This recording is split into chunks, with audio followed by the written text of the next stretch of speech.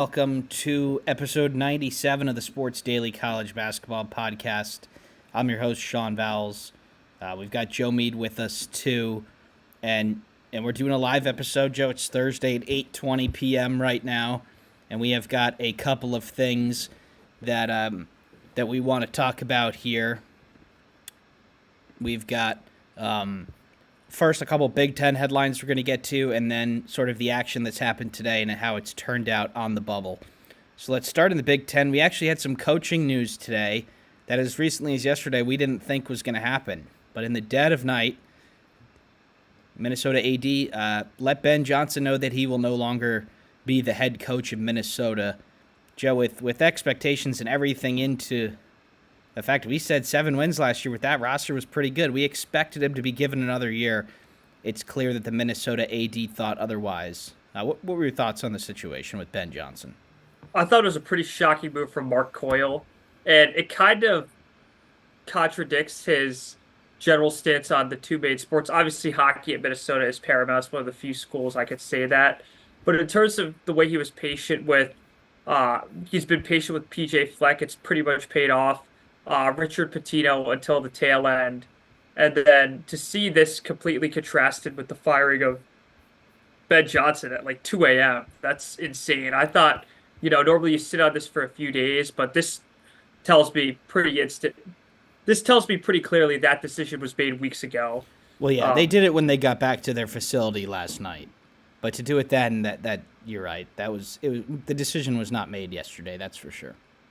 Yeah, and if it was, then that looks even worse for Mark Coyle. Ultimately, no one's going to know to a certain fact, but what I'll tell you is they better have someone lined up. I think the number one name being popped up right now is Nico Medved. He came up in a lot of coaching searches, whether it was the Michigan, Ohio State, or Louisville search last year.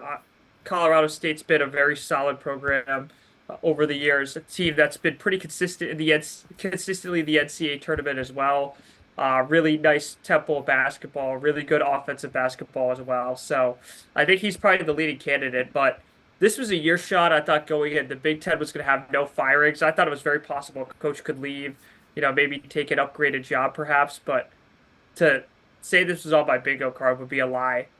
Yeah, and they're going to be moving on. Ben Johnson did not make a tournament in 4 years. One NIT appearance, that was last year. And the statement was a little bit odd. It, was like we expect to compete for championships and that he has a ton of resources. That's just not true from what is the public opinion. They are expected to step it up a little bit more next year with revenue sharing. We're hearing that from a lot of places. Good coaches who've underperformed this year, they're being given second and third assurances that they're going to have more at their disposal next year. Virginia Tech, Seton Hall have been like that. And the names on the top of their list, they're going to have to commit serious increase in funds, I think, especially in this age of the Big Ten. I don't know exactly how it ended up, but, Joe, you'd have to think that this was probably the least expensive roster in the league this year at Minnesota, and they didn't perform like it at the end of the day. Yeah, clearly losing the Hawkins to Texas Tech and Midi Christie. Payne Those to are A&M players. too. Yeah, those are players that you.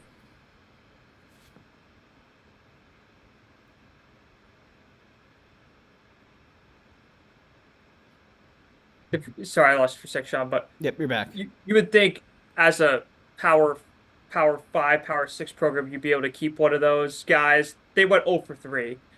Perhaps they get credit for keeping a Dawson Garcia. I'm not really sure. He could have gone elsewhere, though. Yeah, I'm not really sure what to think, what to make of this situation. All I'm going to say is Minnesota, if they think Ben Johnson's their sole problem, I got a news flash. Richard Pitino's turned around New Mexico. He really turned it around in 2 years, but now they could very well be they're very likely going to be an at-large bid, even if they don't win the Mountain West tournament. And that's a team that's been in the tournament 2 years in a row. Minnesota, far from that. Their last appearance was, I believe, 2019 with Richard Pitino. Their last win in the NCAA tournament was 2019. So a lot of work to do for them. And I think Mark Coyle, instead of worrying about hockey, he should really worry about basketball because I think just getting the right coach is the complete answer to this problem they've had for at least a decade now. All right, Joe. Well, there was one game after we recorded last night, and it was a good one. USC beats Rutgers 97-89 in double overtime. This was one that USC had Rutgers has gone through this year. They had some good stretches. They actually did get after it defensively at times in this game, but at the end of the day, they came up short. And the Ace Bailey and Dylan Harper era is going to come to an end in Piscataway. But sad finish for Rutgers. Yeah, I think this was probably the fitting ending to the season they've had, whether it was struggles with injuries, struggles with somewhat identity.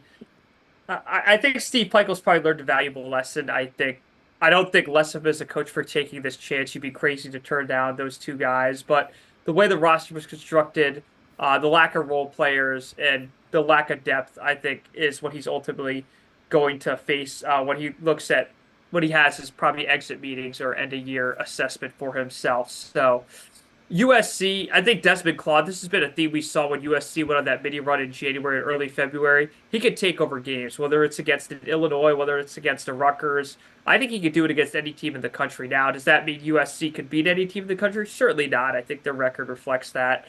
But in terms of tonight, I mean, clearly a lot of people are going to listen to this tomorrow morning when that game's said and done.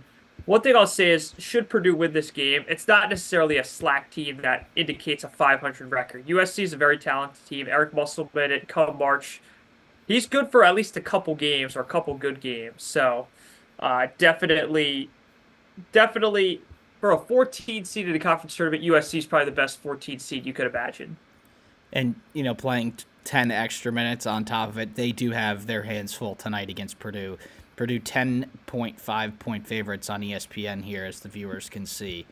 But Joe, Desmond Claude's been great, potentially a little bit irked that he didn't get the All Big Ten honors that he expected. I don't believe he was on the first team. I believe he was on the second team, or maybe he wasn't. But he got to the line 15 times. At times he's been able to do that pretty well. And Purdue is going to have a tough time guarding him this game. That's for sure.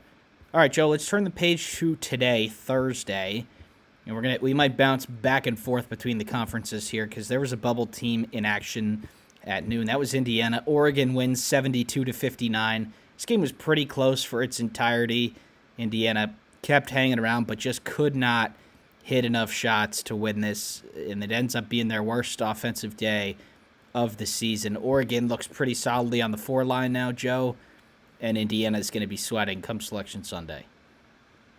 Yeah, Sean, do you think the turning point of the game is someone who has watched Indiana intensely all year? Do you think the turning point of the game was that 10-2 run to end the first half, or that was just a...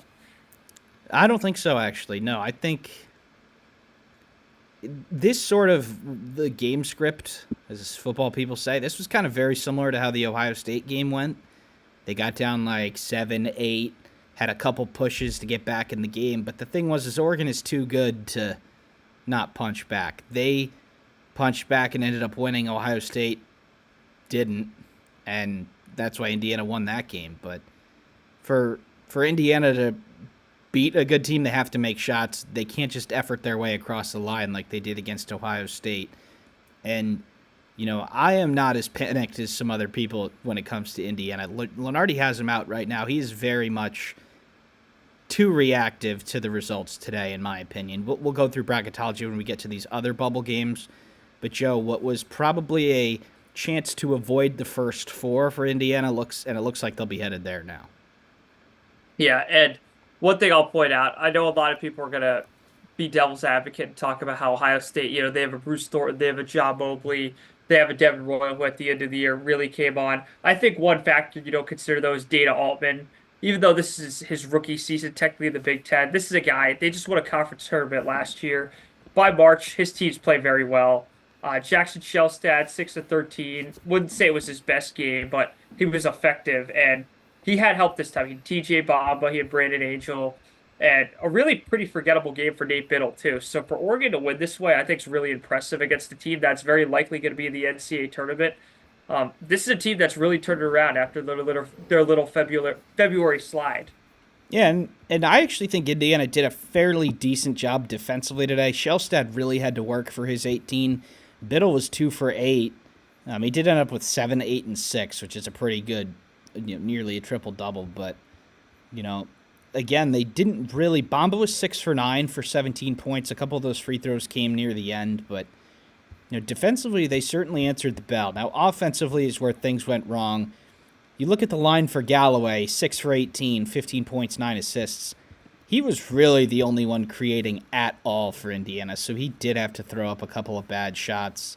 Renew did have a nice game on offense. Plus minus wise, he actually ended up around minus 12. And Ballo was plus 8 on the game. And it was pretty much exclusively Renew down the stretch there, Joe. So I think that in both meetings between Oregon and Indiana, they were Oregon got across the line because they had the better coach. And it was a reminder of why Mike Woodson is in the situation that he's in right now. Totally, Sean. And it's a reminder why a lot of us assessed Oregon really highly at the beginning of the year. They have a mixture of talent. And Dana They're Altman, old, too. Yeah.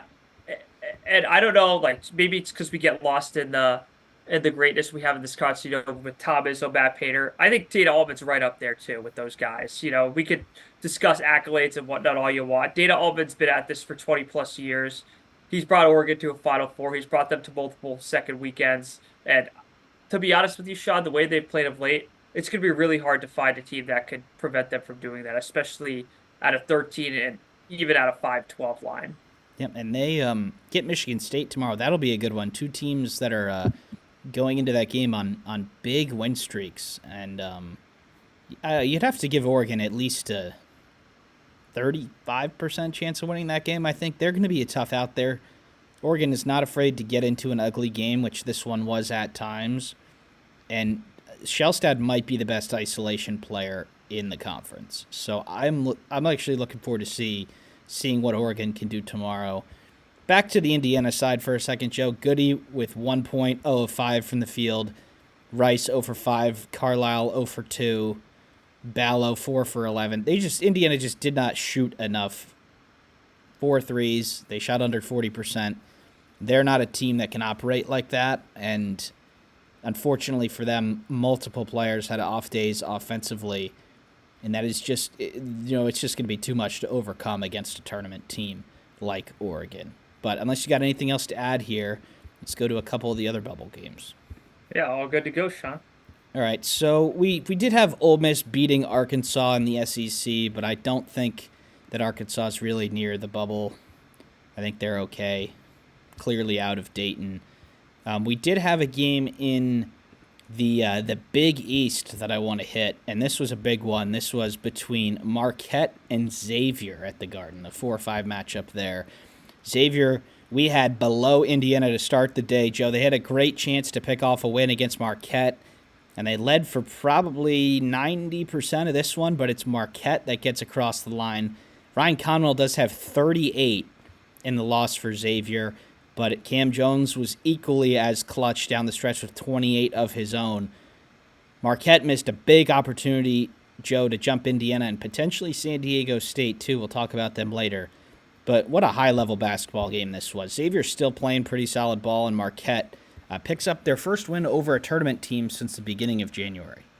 Yeah, I know on this show in the past we've criticized Shaka Smart. I think this game really shows in games he's very good at making adjustments. Multiple times when Xavier went on runs, up 12, I believe, at a certain point in the second half, he would stop those runs and they'd immediately respond with a little 6-0 run of their own. Now, you could assess that being Cam Jones doing, pardon me, doing a lot of the offense. But when Ryan Conwell has 38 points, I think he kind of accepted he wasn't going to slow him down. They just had to find other ways to attack Xavier. And ultimately, it worked. It wasn't one of these comebacks that was all at once. It was a steady stream, which I was mostly impressed with because Xavier's a team, let's face it, Sean, even watching that Creighton game about a week ago, this is a team that looked impossible to stop momentum, and they did. And Shaw Miller is no slack of a coach, as we talked about last night either. So my hat's off to Shaka Smart, Cam Jones, and Marquette. I think this was a team that a lot of people, even though they were 2.5-point favorites, a lot of people had kind of sliding toward March. And to pick up this win against a really desperate team and probably a tournament team still in my mind, even if they don't get in, super impressive. And playing with house money now, playing St. John's tomorrow, I don't think that's gonna alter them if they lose. Perhaps if they win, it gets them up a seed line, but we can talk about that more certainly should that result hold. Yeah, Cam Jones was great, but the supporting cast for Marquette did better than the supporting cast for Xavier, and that's why I think they won. Ross Mitchell with 16, Joplin with 14, and then we go down to Xavier here, Joe, and it's Fremantle with 15 and Swain with 11. Then you did have everyone else make at least a field goal, but it's 28, 16, 16, and 14 is better than 38, 15, and 11.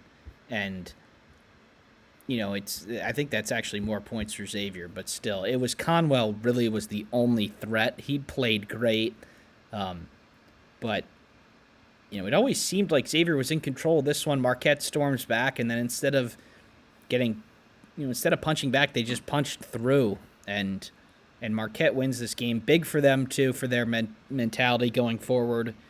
Like I said, it was our first win against really any team close to the tournament in almost 2 months.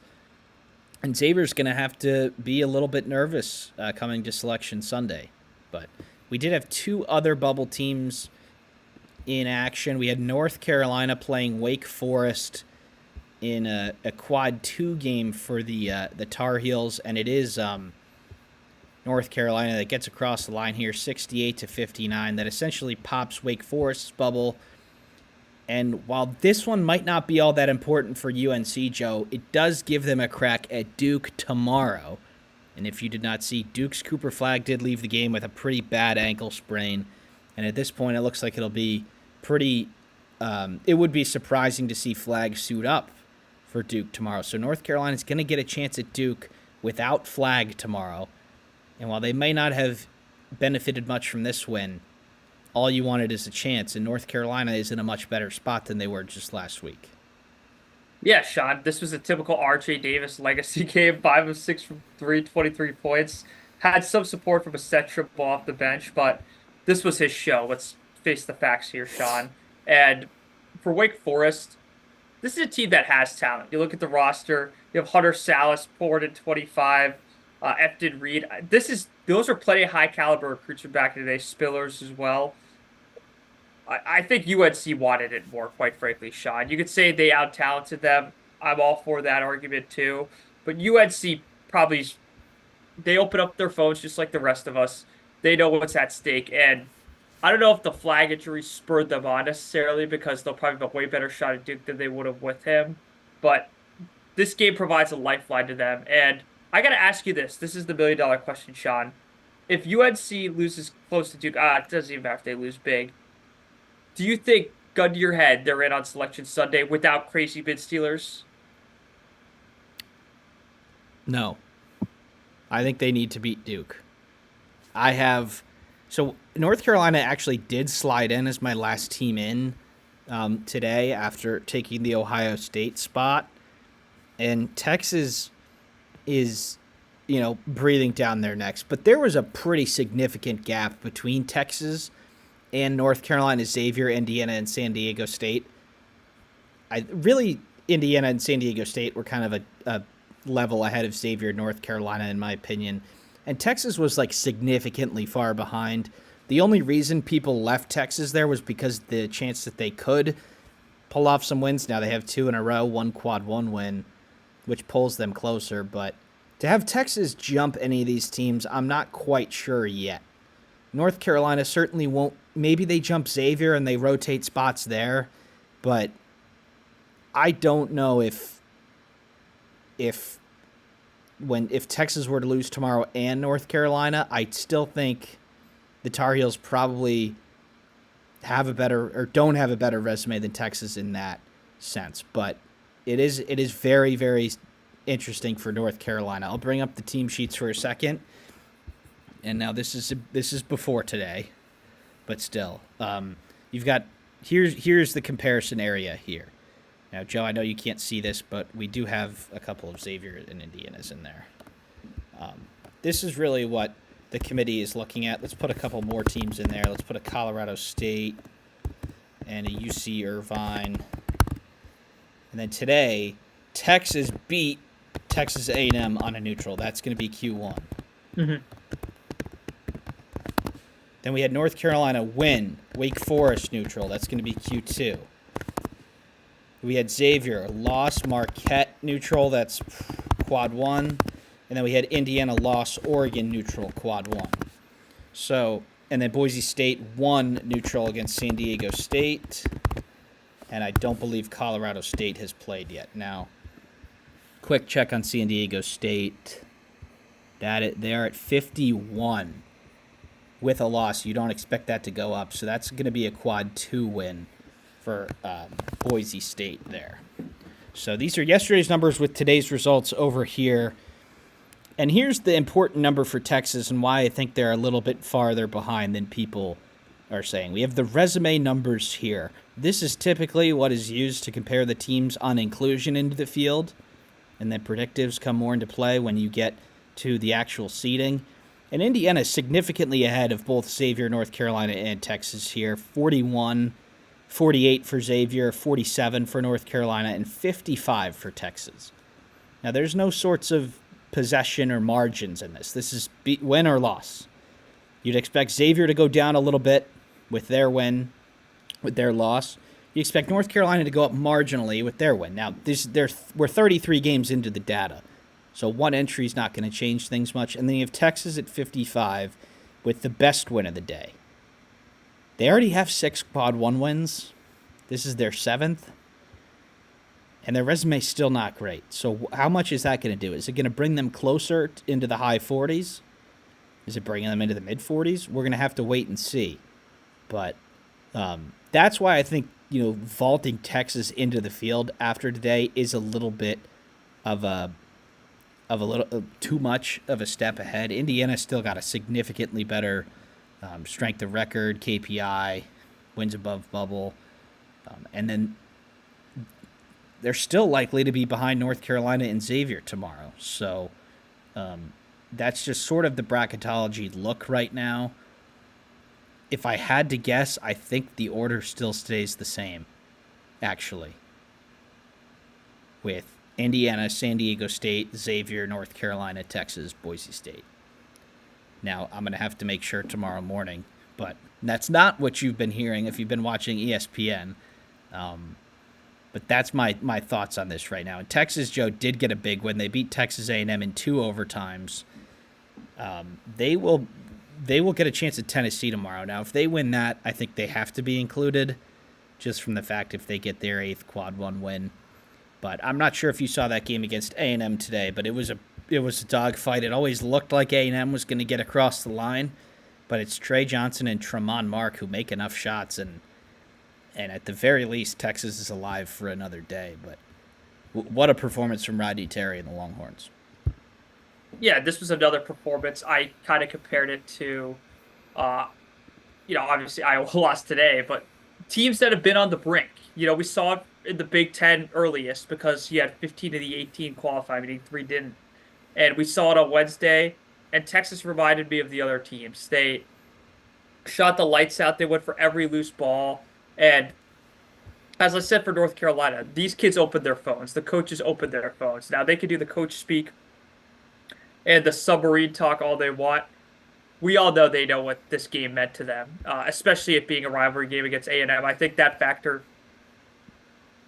is just an added layer because I don't think it needed much more, Sean. And probably now for Texas, they got to be feeling good. Even, let's assume they're not listening to this.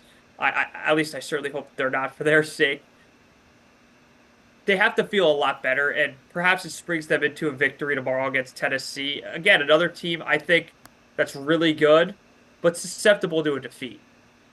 Yeah, no, they're probably honestly a little bit of a better, less hectic version than Texas A&M. Texas A&M will throw it up. They'll push everybody at the glass and try and get the rebound. They got 20 offensive boards today. That's typically what they do. They don't shoot it great, but they get so many more that they usually end up winning. They end up with the same amount of shot attempts here. A&M with more free throws. But it was truly just like a timely shots game from Texas. Trey Johnson hit a couple big ones late. Tremont Mark, despite going 5 for 16, he hit a couple timely shots. He had 5 assists. 2 of those were in very, very crucial moments. But they have to be thinking that they're going to have a chance tomorrow against Tennessee. Now, it'll be their third game in 3 days, coming off 50 minutes today. And Tennessee hasn't played yet in the SEC tournament, but they're still playing. Indiana, Xavier, San Diego State, they're not still playing. So you can always improve your resume if you're still alive. And it seemed like that there was a little bit of destiny in this one from Texas. Didn't really seem like that they were going to win.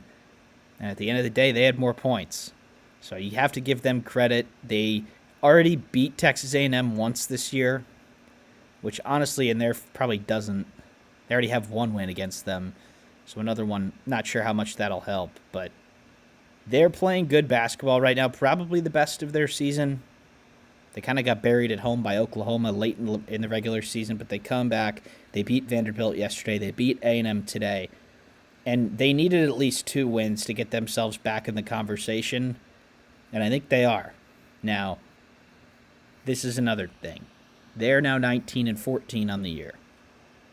For them to be in the at-large pool, they would have to lose another game. An at-large team has never been included at 15 losses before. So, you would have to think that they would, if it's close, that the committee won't do that. So that's why I'm a little bit lower on Texas than most everyone else. They don't like breaking precedent. Now, they could in the age of the mega conferences, all that. They're 8-12 in SEC games, 6-12 in the regular season, 2-0 in the tournament. 8-13 with a loss, a 15th loss overall. It would be unprecedented to see them included based on that. Yep. But would you say definitively a win over Tennessee gets them in? I think it becomes, if it becomes like too much to leave them out, I think they'll put them in. Yeah. I think tomorrow Tennessee's very high. A&M's really high too. Yeah. So I think Texas will be in tomorrow. They still might be in anyway. Not sure how they're going to They haven't really been compared next to North Carolina in a very long time. So they've got, both of those teams have great opportunities tomorrow. And if you lose them, I mean, that won't hurt your resume much. But let's go into a little bit of we went into the resume metrics earlier now. Texas, where's A&M in the net? Let's see. If they are inside the top, so they're 17, so that'll be a Quad 1A win today for Texas. That brings them to 3-7 in Quad 1A. That is the same as Indiana, better than North Carolina and Xavier. They'll have 4 more wins in Quad 1 and 3 more losses. Indiana's 1-5 in Quad 1B. That would be an advantage to Texas there. Texas does have 4 Q2 losses. Indiana with 0. And then Texas has these 7 games in Quad 4. Indiana with just 4. Now the committee determines meaningful games as Quads 1, 2, and 3. That would put Texas at 12-14 in Quads 1, 2, and 3. And Indiana at 15-13 in Quads 1, 2, and 3. So I don't think Texas is jumping the Hoosiers tonight. I don't think North Carolina and Xavier are either. But they both have a chance to tomorrow, is essentially what I'm saying. But those 4 teams are going to be compared pretty close. I think I should put San Diego State in here too. I think they're probably right in the middle of this. They have a little bit better. They have resume numbers alongside Indiana, a little bit worse, but a little bit better predictives than Indiana. And they have 2 Q2s, a Q3 loss, and Boise is 45 in the net on a neutral, so that'll be a Q1 loss today for San Diego State. That's why I had them in Indiana right next to each other. But with basically everybody in action today, we might see a little bit shuffling tomorrow, or we might not, is what I'm saying. It's not as close as one result potentially flipping it. But I know that was a lot there. But the top 4 teams were in action. We had 2 win, 2 lose. Those who won have a huge opportunity tomorrow to essentially stamp their ticket, remove any doubt, and the other two are going to have to watch from home. I think that's well said, Sean. And like we said, this is a fluid situation. There's a reason people are updating, including Sean, bracketology daily. This constantly changes. Now, the delta that Lenardi and the reason Sean and a lot of people are against it is one game is not going to have like a 2C drop line. For example, you won't go from, yep, I'm back. Okay, yeah. So I think we're reconnected now. I did see the YouTube actually did spike a little bit there, but it looks like it's good for now. But Joe, yeah, you can we got the first part of that. Yeah, no, I would just say that for one team to drop down, even a seed line takes a lot to happen, not just an individual loss or win. So it's always a fluid situation, which is corporate speak, but it is actually the real talk when it comes to the bracket, especially this late in the season. Yeah, and at this point, there's not really any bad teams left in these major conferences. So I don't know if a loss could really hurt much. Again, this is one of like 34 games. They are all supposed to be weighted the same. And the committee's probably about halfway through their process right now, I would say, as of Thursday night. Probably half the teams are already on the bracket and in their regions.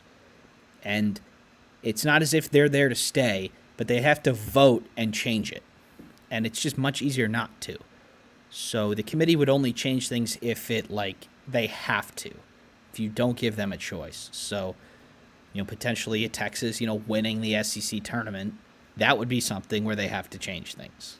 Or a Memphis losing, and then they've got to open up a spot for the American champion, that sort of thing. But these teams are all on my comparison area.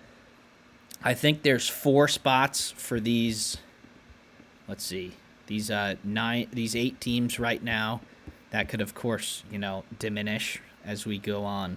But 8 spots for these 4 teams now. And Joe, 2 of them actually played today in the Mountain West. This game did go final just before we clicked record. It was Boise State knocking off San Diego State. Puts Boise back in the mix, brings San Diego State closer to the cut line. And this was a defensive battle. And the Mountain West tournament is proving to be very interesting. We had New Mexico win today. They're into the semifinals tomorrow. And then we had Boise State win a game that they absolutely had to. And it essentially brings San Diego State closer to the cut line. Boise State gets closer themselves. And they're going to have a chance. They're going to have a shot at the top dogs tomorrow in New Mexico. So, Joe, I think really all college basketball fans should keep an eye here out on the Mountain West tournament. 1,000%, Sean. Boise State's always been a team I don't think a lot of people have watched, quite frankly. They've made it 3 years in a row. Yeah, don't know a lot of Mountain West viewers on this channel, to be honest with you. One thing I will say, though, Boise State's always, whether it was your bracketology or the national guys, they've always been on the in/out, like right on the bubble. So now's your chance probably to lock in on them. And, this was just a great game all around from Boise State, holding San Diego State to just 52. And let's go back to these. Boise State's actually higher in the net than San Diego State. Significantly worse resume. This was their best win, not at home all year. And they did have one solid neutral win in Idaho. But the Mountain West tournament is in Las Vegas. So this was this was definitely their best win of the year. And when you play so few Quad 1 games, like these Mountain West teams do, they potentially hold more weight than another team playing a Quad 1. But, yeah, Boise State does pick up a Quad 2 win. They still are 2-5 in Quad 1, 1-1 in Quad 1A. And then San Diego State drops Quad 1. They'll drop to 3-6 in that region. So, interesting to see how these 8 teams line up tomorrow. I've got UC Irvine on here also out of the Big West. They could, of course, win the league. Then we'd have to throw UC San Diego into this mix. But Big West, the game will be on late. If the other games are over and you're still awake, throw on the Big West tournament because we've got 2 really solid teams there. We got UC San Diego, who is probably on the safe side of the cut line right now if they do get thrown into the at-large pool. And then UC Irvine too, Joe. We had trouble filling that last spot today. If nobody takes it, the committee could just say, hey, this team has won so many games. They've won 17 road games all year. Maybe we'll just throw them in. So that's another thing to look out for, in my opinion. Absolutely, Sean. Just track it here. By the way, DePaul is up 9 on Creighton going into the under Yep. 4. That's why I was a little distracted there. Pretty stunning. So, yeah, so that was all the final games that I wanted to get to. But the reason we're doing this live is so you can basically react to the games as we are. Now, the YouTube videos viewers have been following me kind of go around ESPN here. And we've got Baylor sticking around against Texas Tech at the under 4. Baylor did essentially punch their ticket with a win against Kansas State yesterday, but that would be a big win. A neutral against a 2 seed could potentially drop Texas Tech off the 2 seed if they're able to scrap that a little closer. We've got Louisville up by 7 against Stanford. That's good for them. They're going to have a chance at Clemson tomorrow, most likely. We have got DePaul up by 9. That would be a big one. Joe, Creighton easily in, but potentially with maybe they might drop to a 9 or a 10 with what at this point is a bad loss, unfortunately for them. But how about Chris Holtmann and the Blue Demons? Yeah, Sean, this is a theme we've seen. Chris Holtmann teams, I know not last year, but really in 2023, went on a run. They went into that tournament 13 and 18, and they ended up making the Big Ten semis, winning 3 games in 3 days, and then ultimately bowed out to Purdue, where they actually played pretty well for a half. Unfortunately for them, just ran into a team that was a buzzsaw and would end up the next year going to the national title game. But Sean, we did say last night one of these old Ohio State slash major head coaches had the chance to turn this tournament on its head, and perhaps it's Chris Holtmann tonight. And if you want to count Shaka Smart in that being that he was a major head coach at Texas, you could certainly do that, though that wasn't much of a necessarily surprise from the onset. Creighton, though, Sean, does this diminish your opinion of them as a dangerous 8-9/10 seed now? I would have already put them on the not dangerous side of those. I don't think they really have the firepower to knock off a 1 or a 2 like, the UConns and, Vanderbilts and the teams that have been playing well aren't there anymore, like Illinois, BYU, Gonzaga. But they're really struggling offensively in this one. 36% from the field, 7 of 26 from downtown. Kalkbrenner's 10 of 15, so if you do the math, Joe, they're 9 of 42 from the field outside of Kalkbrenner. I would be on alert for them in the first round of the NCAA tournament. I don't really think they can blow good teams out, and if they have an offensive day like this, no disrespect to DePaul, but this is a performance that most teams would be beating them in. Stephen Ashworth, 2 of 14 from the field, and then DePaul, they actually do have a couple of shot makers this year. You've got Rivera with 14, C.J. Gunn with 14.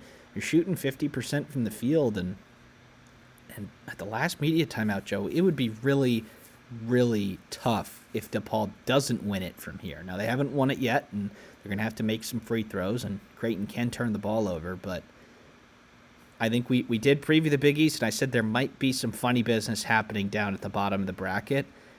I expected it to be Villanova. That game's tipping after this one. But, Joe, it looks like the Blue Demons might be on the way to a semifinal appearance in the Big East tournament. Wow, that was...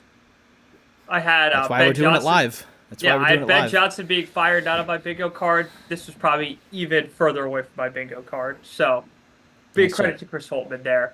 We will probably wrap this before this game ends, but that's why we're doing it live, so we can look at these things live. All right, Joe, we've got, as we go down the live leaderboard here,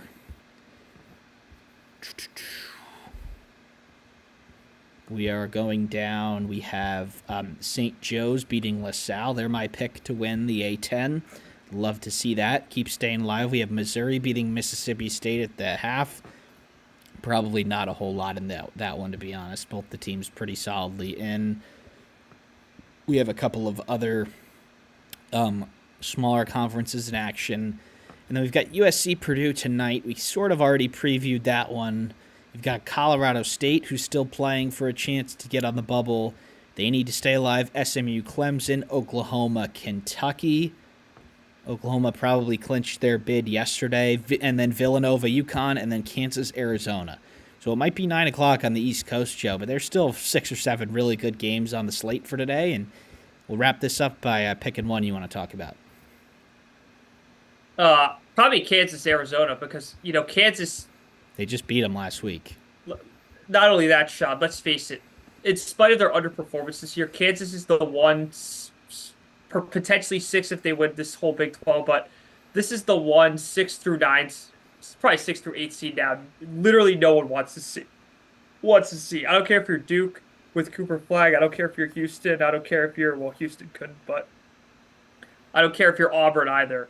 Kansas is, and probably UConn as well.